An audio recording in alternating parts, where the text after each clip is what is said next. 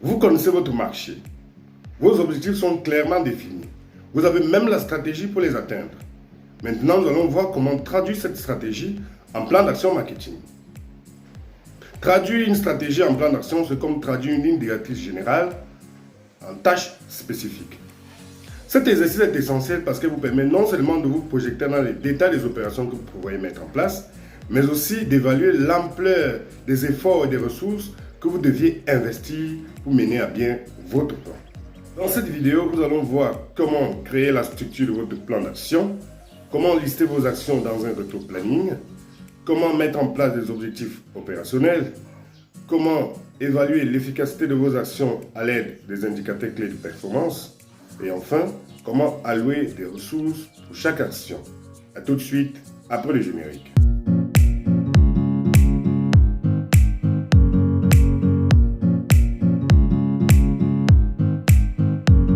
Pour ceux qui ne me connaissent pas, je m'appelle Martial Eric, ingénieur de télécommunications et entrepreneur web.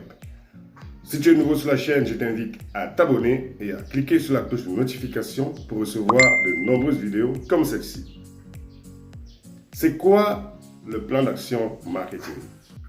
Avant de lister toutes vos actions, vous commencerez par renseigner chaque colonne de votre tableur. Pour ne laisser aucune zone d'ombre, vous prendrez soin d'associer chaque action avec un certain nombre d'informations. Il s'agit ici des objectifs qu'elle vise à atteindre, des indicateurs de suivi de sa performance, des personnes chargées de cette action et du budget qui lui est alloué. Une fois que la structure de votre plan d'action sera créée, vous pourrez la remplir. C'est là que le vrai travail commence. Ligne par ligne, colonne après colonne, vous allez être obligé de vous poser systématiquement les bonnes questions. Il s'agit de porter un regard critique sur la performance de chaque action que vous avez prévue dans la section promotion de votre marketing mix, d'identifier les nouvelles actions potentiellement pertinentes au vu de vos objectifs, de vous demander quel est le meilleur moyen de suivre la performance de vos actions, de clarifier qui est responsable pour la mise en place de quelle action et enfin d'estimer la faisabilité financière de votre plan. Listez vos actions dans un rétro-planning. Ici, la principale question qu'on se pose est de savoir si nous devons lister nos actions dans un ordre chronologique. Vous pourriez si toutes nos actions étaient ponctuelles, mais en marketing digital, c'est rarement le cas. Par nature, certaines de vos actions seront récurrentes et d'autres continues. Donc, faire un listing par ordre chronologique a donc peu de sens. En revanche, vous pourrez grouper vos actions par spécialité marketing, c'est-à-dire marketing de contenu, animation de communauté, publicité en ligne, etc. Pour améliorer la lisibilité, je vous conseille de vous créer un code de couleur pour chaque catégorie. Pour que votre plan d'action soit ancré dans le temps, vous allez créer donc un rétro-planning. Cette sorte d'agenda marketing vous servira de feuille de route pendant l'exécution de votre plan. Définissez des objectifs opérationnels. Les objectifs de la première moitié de l'année seront récolter 4 000 € pendant la campagne de crowdfunding, ouvrir des canaux de distribution, commencer à acquérir doucement des clients. Pour la deuxième moitié de l'année, une fois que tous les canaux de distribution seront ouverts, les efforts se concentreront sur développer la notoriété, d'acquérir de nouveaux clients, fidéliser les anciens clients, etc. Suivez les performances de vos actions avec des KPI. KPI est un sigle pour Key Performance Indicator ou indicateur clé de performance en français. Associés à un objectif, vos indicateurs clés de performance vous permettront de suivre et d'évaluer la performance de vos actions. La principale question qu'on se pose ici est de savoir quel indicateur nous devons suivre. Certains KPI sont presque universels, dans le sens où on les retrouve sur la majorité des plans marketing avec une forte dimension digitale. Il s'agit du chiffre d'affaires par rapport aux dépenses marketing, des sources de trafic sur le site, du coût d'acquisition d'un visiteur, du taux de conversion moyen, du coût d'acquisition d'un client, du panier moyen, du temps passé sur le site, de la position dans les moteurs de recherche avec différents mots-clés et enfin de la satisfaction client. D'autres sont plus spécifiques au domaine d'activité ou au modèle économique de l'entreprise.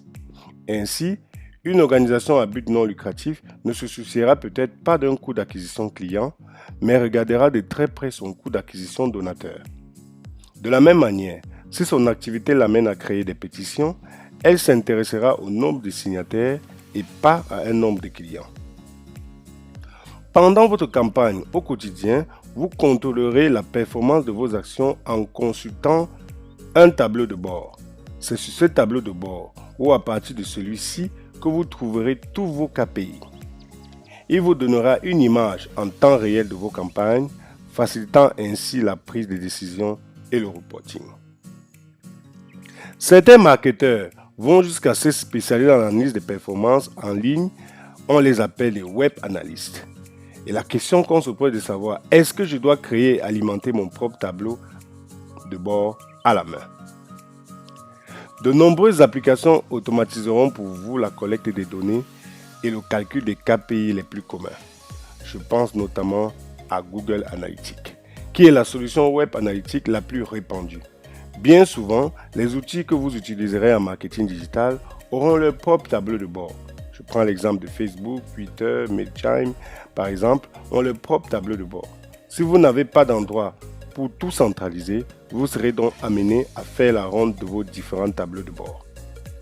Ces solutions sont bien pratiques pour les web analytiques, mais elles ne vont pas faire le travail à votre place. Certains de vos KPI sont les plus souvent très importants, relèvent plus du business analytique que du web analytique. Parfois, vous allez donc devoir les calculer vous-même. Allouer des ressources pour chaque action marketing. Lister des actions dans un retro-planning ne suffit pas à s'assurer qu'elles soient réalisées. Il faut aussi y allouer des ressources, c'est-à-dire un responsable et un budget. Afin de savoir précisément qui est chargé de faire quoi, vous attribuerez un responsable à chaque tâche. Vous devrez aussi estimer le financement nécessaire à ces actions. Il y a différentes façons de définir un budget marketing. Soit on vous donne un budget fixe et vous composez avec, soit on vous donne un budget variable, souvent exprimé en pourcentage du chiffre d'affaires et vous adaptez vos actions en fonction, soit vous commencez par définir votre plan d'action et seulement ensuite vous demandez le budget correspondant au décisionnaire.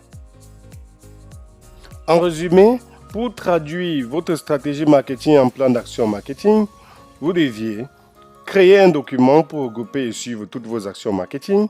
Ensuite, vous pouvez utiliser un retour planning pour coordonner les efforts pour chaque campagne.